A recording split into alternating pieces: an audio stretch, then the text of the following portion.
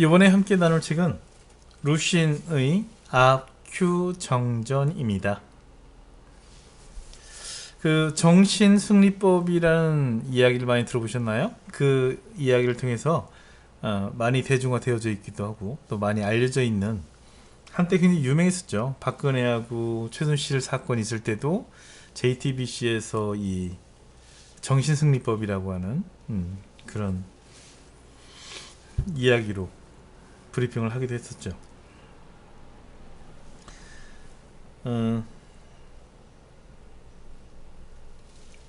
네, 이 책은요, 조금 역사적인 이해를 좀 해야 되는 상황이라서, 역사적인 이해가 없이 이 책을 보면은 그냥 단순하게 정신승리법에 대한 이야기만 이해하게 될 것 같아요.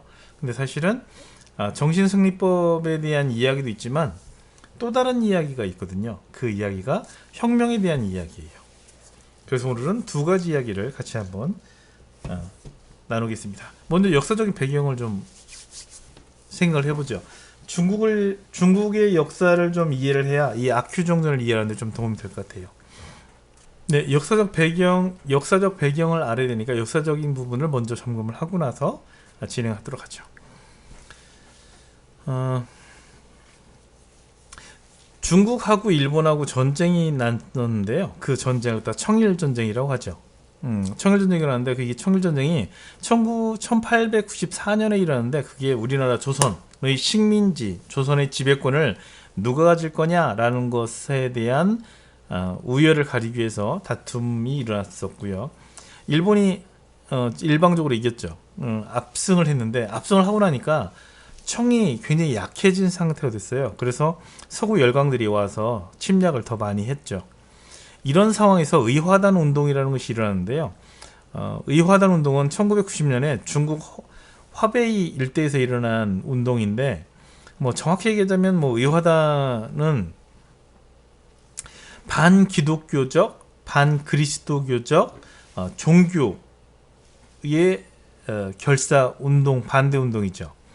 근데 이제 그것이 되게 이제 의화단에 먼저 일어나게 했지만, 그 농민들에 의해서 많이 합류가 됐기 때문에 농민운동이라고 알려졌지만, 사실은 의화단이라고 하는 것은 종교 단체였었어요. 근데 의화단이 일어나가지고요, 베이징으로 넘어갔죠. 베이징에 들어가서 외국의 공사관들을 쳐들어갔어요. 쳐들어가고 어떻게 한번 해보려고 그랬는데 8개국 연합군에 의해서 일방적으로 또 깨지죠. 깨지고 나서, 그리고 나서 이제 8개국 연합군이 청나라 정부를 압박하면서 불평등 조약을 만들어요. 그게 베이징 의정서라고 하는 거죠. 자, 아까 얘기했던 것처럼 의화단이라는 것이 어떤 거였냐면요, 실제로는 의화권이라고는 비밀단체예요. 종교단체이기도 하고, 이 종교단체에서 알면은 좀 굉장히 재밌는데요. 이 의화권이라고 하는 것은 비밀단체이긴 하지만 무술로 몸을 단련하는 종교단체인데요. 삼국지, 우리가 익숙하죠. 삼국지, 수호지, 서유기 등에 나오는 소설에 나오는 영웅들을 갖다가 신으로 섬기는 그런 종교단체예요.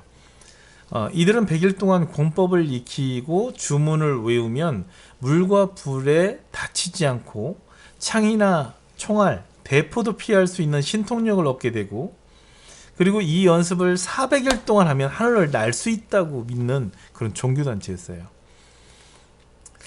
그래서 황비용이 하늘을 날아다니나요?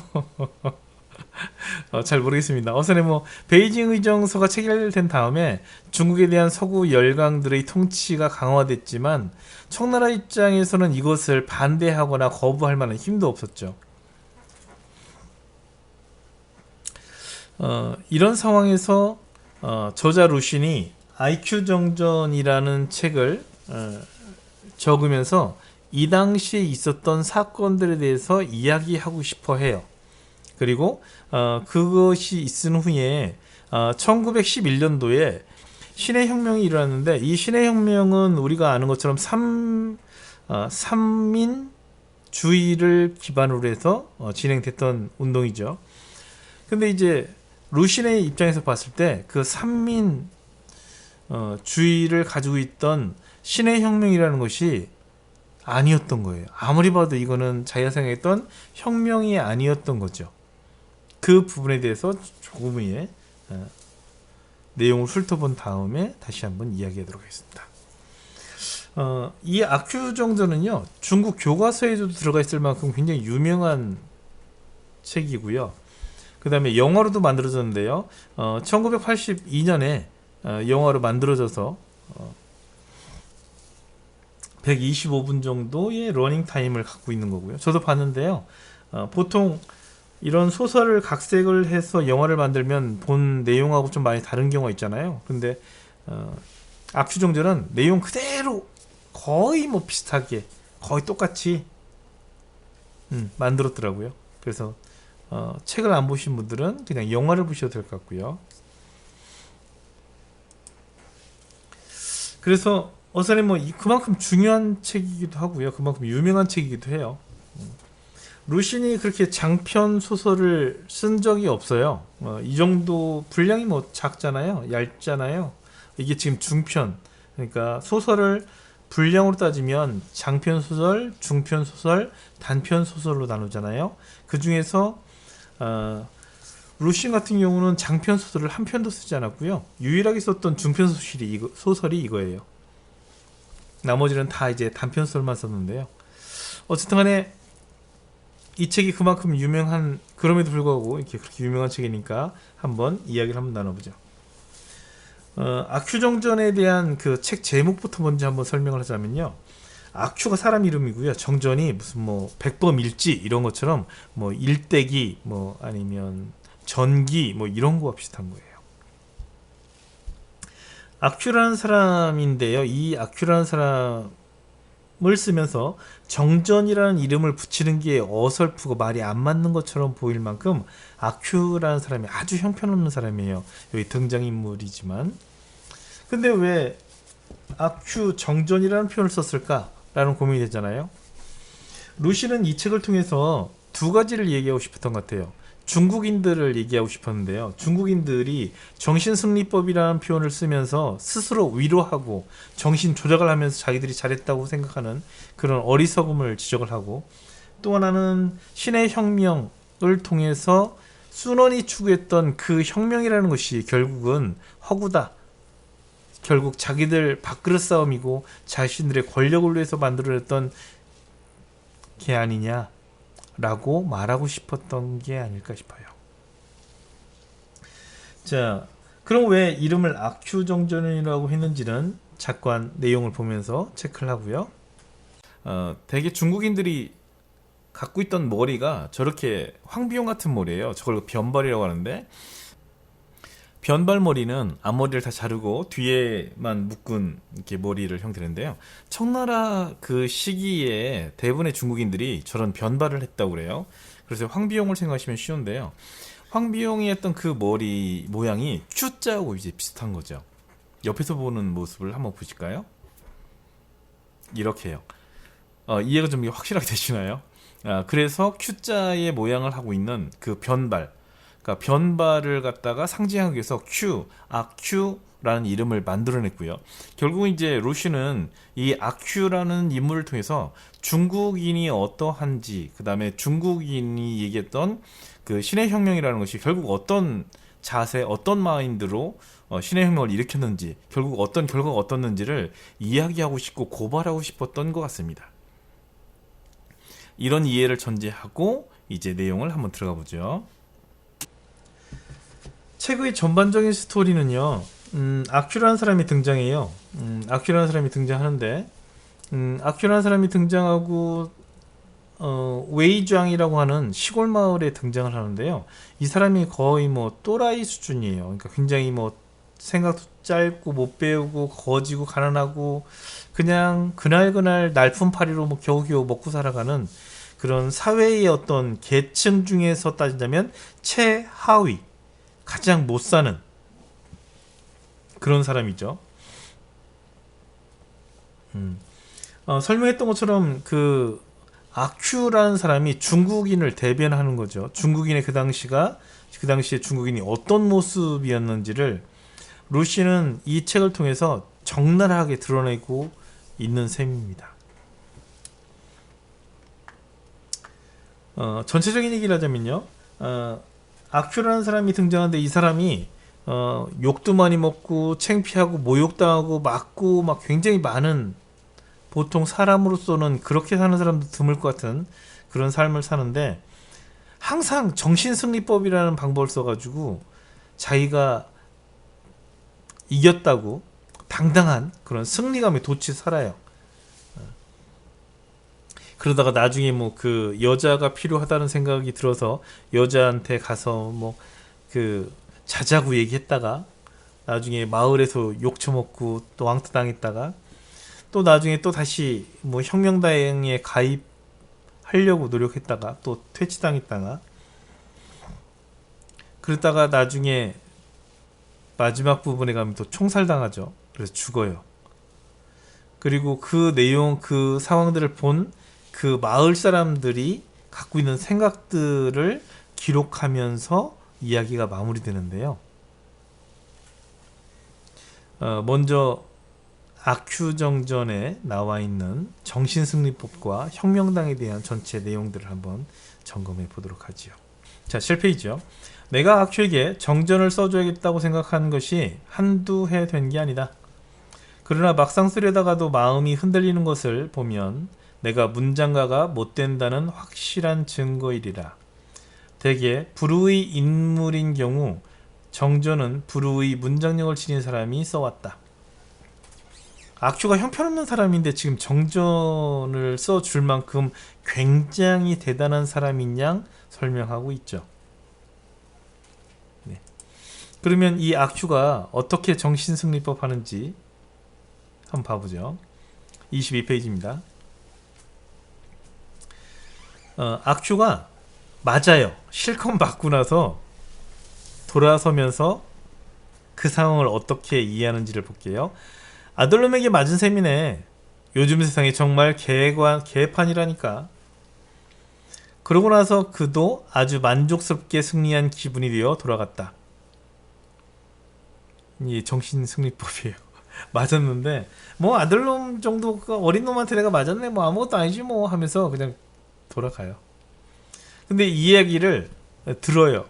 때린 사람이 나중에 더 세게 때리죠. 더 세게 때리고 그 다음에 나중에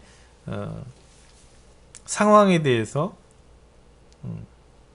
다시 한번 좀 정리하는, 그리고 이제 따라서 얘기해라 하면서 더 모욕을 주는 그런 상황이 발생하죠. 그리고 이런 정신법은요, 다음에 뒤에 가서 정말 최고봉이 나오는데요. 이 악큐정전에서 악큐가 뭐 잘 되는 것이 없어요. 그 중에 잘 되는 것 중에 하나가 유일하게 이제 그 노름판을 돌아다니면서 한 번 딱 이겨요. 근데 그때 돈을 많이 따거든요. 근데 거기 그 노름판에 있던 사람들이 머리를 써가지고 얘를 패고서는 그냥 돈을 다 가지고 날아가 버려요. 그리고 나서 정신을 잃고 나서 이제 그 상황을 이해하는 악큐의 내용을 설명하고 있는데요. 여기 27페이지부터 설명할게요. 한번 보죠. 신에게 제사를 올리는 날 벌어지는 야바위 판, 노름판을 얘기하는 겁니다. 야바위 판은 대부분 이 마을 사람들이 아니니 그자들을 어디 가서 찾는단 말인가. 하얗게 눈부시던 한 무더기의 은화, 자기가 딴 돈을 이야기하는 거고요. 더구나 그의 것인데 어디로 가버렸단 말인가. 아들에게 빼앗긴 셈 치려고 해도 여전히 개운치 않았다. 난 버러지야. 그 악큐가 사람들한테 맞을 때 이렇게 난 버러지야 하면서 정당화시켰던 내용들이에요. 난 버러지야 라고 생각해도 여전히 개운치가 않았다. 그는 이번에야말로 조금이나마 패배의 고통을 느꼈다. 하지만 그가 바로 그것을 승리로 바꾸었다. 어떻게 바꾸는지 보세요.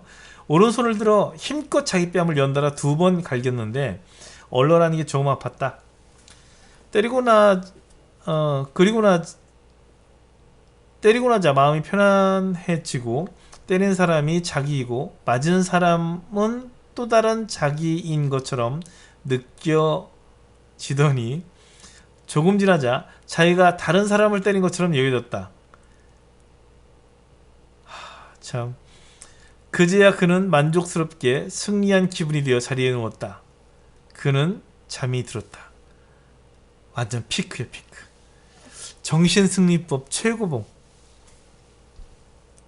이렇게 살아요, 계속. 이렇게 살면서 또 하나는 이제 이게 기본적인 정신승리법이고요. 또 하나의 승리법이 있는데 그건 자기보다 약한 사람들을 괴롭히는 거예요. 젊은 비구니가 등장하는데요. 젊은 비구니를 괴롭히고, 그 다음에 이제 우어범이라는 과부가 있는데요. 그 과부를 건드리려고 하다가 마을 사람들한테 팽을 당하고, 팽은 당하면서 날품팔이 하던, 악큐정전이 날품팔이 하던 그 자리를 샤오디라는 사람이 차지하게 되는데요. 그 샤오디라는 사람을 볼 때 자기가 그보다는 훨씬 낫다라고 생각을 해요. 그래서 그 샤오디도 괴롭힙니다. 어선에 자기보다 약한 사람들을 괴롭히면서 정신 승리를 하는 거죠. 자기가 승리자가 된 양 만족하면서 살아가는 모습을 보여줍니다.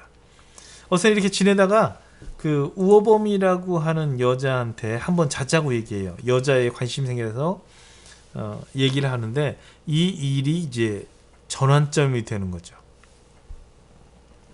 나랑 자자, 나랑 자. 악큐가 갑자기 달려들며 우어멈 앞에 무릎을 꿇었다. 갑자기 정적이 흘렀다. 에그머니, 우어멈이 깜짝 놀라 갑자기 벌벌 떨기 시작했고 소리를 지르며 밖으로 뛰어나갔다. 뛰어가면서 소리를 질렀는데 나중에는 우는 것도 같았다. 이러고 나서 악큐는 마을에서 거의 팽당해요. 근데 재밌는 건 팽당하고 이제 날품팔이하면서 일거리를 줬을 거 아니에요. 근데 일거리를 이제 안 줘요, 사람들이. 그런데 그러니까 마을 사람들이 다 악큐를 갖다 그렇게 대해요. 대하는데 악큐는 사람들이 왜 그런지 이해를 못해요. 그리고 이제 샤오디가 그 일감들을 받아가죠. 그래서 이렇게 쭉 이야기가 진행되고요. 그러다가 나중에 뭐 중간에 악큐가 밖에 나갔다가 다른 데서 뭐 일을 하고 오면서 거인나리에 일을 했다고 하면서 마을 사람들하고 다시 친해지는 기회가 됐다가 또다시 또 욕을 먹고 이제 또 함부로 대하죠, 사람들이. 그러는 와중에 신의 혁명이 일어나요. 근데 이 책에서는 신의 혁명이라고 하지 않고요. 그냥 혁명당이라고 표현하는데 결국 신의 혁명을 얘기하는 거고요. 혁명당들이 딱 오는데 사람들이 다 벌벌 기는 거예요. 심지어는 거인나리까지도 막 벌벌 기니까 얘가 혁명에 대해서 안 좋게 생각했다가 생각을 바꾸는 계기가 됩니다. 자, 80페이지요. 하지만 그는 무슨 영문인지 몰라도 혁명당은 반란을 일으키는 사람들이고 반란은 그를 힘들게 할 것이라고 생각해 줄곧 옛말 그대로 심히 싫어하고 통절히 증오했다. 그러니까 이유도 없어요. 그냥 싫은 거예요. 자기한테 안 좋을 거라고 생각해서 싫어하죠. 그런데 이제 혁명당 때문에 사방 백리에 이름을 떨치고 있는 거인나리가 이렇게 벌벌 떠는 것을 보고는 혁명에 조금 솔깃한 마음이 생겼고 더군다나 웨이주앙의 어중이 떠중이들이 허둥대는 꼴을 보니 악큐는 더더욱 신이 났다. 이제 혁명당이 힘을 갖고 있는 존재들이라는 것, 혁명이 그렇게 자신의 삶을 바꿀 수 있다고 생각을 하게 된 거죠. 그래서 혁명에 대해서 좋은 감정을 갖기 시작합니다. 혁명도 좋은 것이구나. 악큐는 생각했다. 그 빌어먹을 것들을 혁명해버리자. 그 나쁜 것들, 가증한 것들. 그래, 나도 혁명당에 가담해야지 하면서 가담하려고 합니다. 그리고 가담하는 것처럼 혁명당인 것처럼 행세를 하면서 많은 권리를 누려요. 그러면서 실제로 이제 가담하려고 갔는데 퇴짜당하죠. 자, 79페이지에 서양승이 혁명에 가담하는 것을 허락하지 않으니 달리 길이 없었다. 하얀 투구에 하얀 갑옷을 입은 사람들이 그를 부르러 올인하는 기대는 완전히 사라졌고 그의 꿈과 바람, 희망, 앞날이 죄다 불구품이 되어버렸다. 악큐는 이제 막 절망에 빠진 거네요. 그리고 시간이 지나다가 거인나리도 그 혁명당의 활동을 하게 됐어요. 근데 나중에 물건이 없어지면서 사람들이 웨이장의 사람들도 그렇고 악큐를 그 훔쳐간 도둑놈으로 이제 몰아요. 그리고 그게 몰렸다가 결국 총살당해서 죽어요. 비참하죠. 그 절차나 과정들도 정말 어처구니 없어요. 인식이 없다. 패배에 대한 인식, 패배에 대한 기억이 없는 것이다. 사람이 실수나 패배는 얼마든지 할 수 있는데 그러고 나면 자기를 점검하고 자기를 돌아봐서 앞으로 그러지 않으려고 노력하는 게 인지상정인 것 같은데 악큐한테는 그런 게 없습니다. 그리고 이제 신의 혁명에 대해서 한번 얘기하는데요. 결국 신의 혁명이란 중국 민중과 아무 관련도 없는 중국 민중의 삶이나 혼을 전혀 건드리지 못한 채 단순히 이름 바꾸기, 주인 바꾸기 혁명이었을 뿐이라고 본다.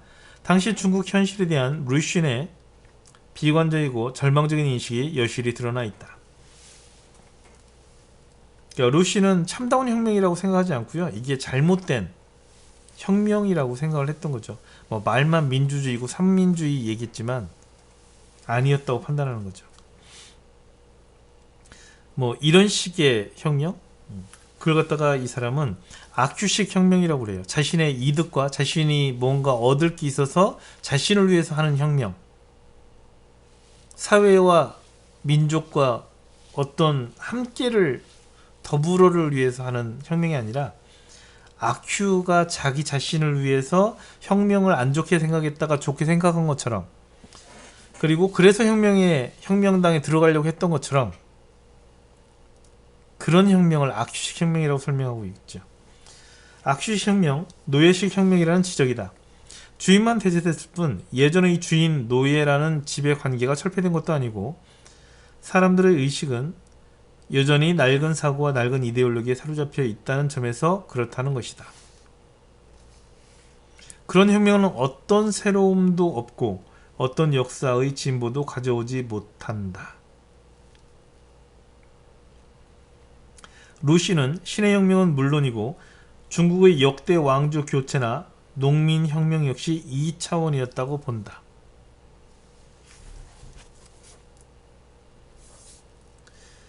코로나 바이러스 때문에 전 세계가 시끌벅적하죠. 우리나라는 그래도 이제 뭐 20 안쪽으로, 그 다음에 며칠 전에는 8명까지도 떨어지고 그랬는데요.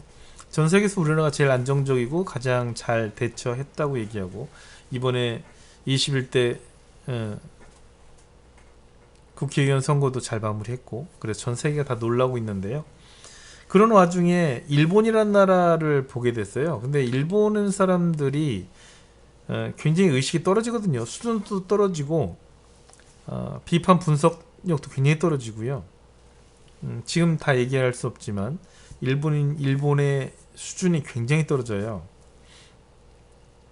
근데 그 사람들이 이 정신승리법을 이용해서 자신들을 위로하는 모습을 보면서 나쁘다, 뭐 그런 의미가 아니고요, 불쌍하다 라는 생각을 했어요. 정말 불쌍한 사람들이구나. 자기가 지금 처해 있는 상황을 전혀 이해할 수 없는 사람이구나. 물론 중국도 마찬가지고요. 그리고 재밌는 게요, 아까 열강 8국에 대해서 얘기를 했잖아요. 얘기했는데 아까 그 베이징 의정서를 만들면서 했던 그 8개나가 있었죠. 영국, 프랑스, 러시아, 오스트리아, 이탈리아, 독일, 미국, 일본 이렇게 얘기했었는데요. 지금 재밌는 게 이 나라들이 지금 중국을 겨냥하고 있어요. 이유가 뭔지 아세요? 중국이 진단 키트하고 진단 의료 장비들을 다 보냈거든요. 보냈는데 정확도가 30%도 안 되는 거예요.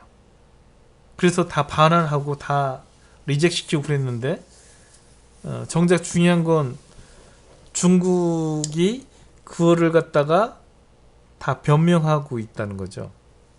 그리고 중국 화웨이를 갖다가 5 통신을 갖다가 유럽, 특히 영국 같은 경우도 이제 하려고 했었는데 지금 다 취소하기로 했습니다. 근데 지금 그래서 중국한테 손해배상 청구, 그 다음에 중국 불매운동을 하겠다고 얘기했던 나라들이 있는데요. 그 나라들이 그 바로 8개국과 거의 일치해요. 역사가 반복되는 건가요? 재밌네요, 상황이. 우선에 이번 그 코로나 바이러스 사태를 보면서 일본 사람들을 보면서 이 정신 승리법이라고 하는 루신의 아큐정전이 떠올라서 다시 한번 보고 소개를 했습니다. 안 보신 분들 한번 보세요. 이 책이 생각할 것도 많고요. 읽다가 혈압이 좀 올라와서 답답할 수는 있지만 그래도 한번 읽어볼 만한 좋은 책인 것 같습니다. 오늘 소개는 여기까지입니다.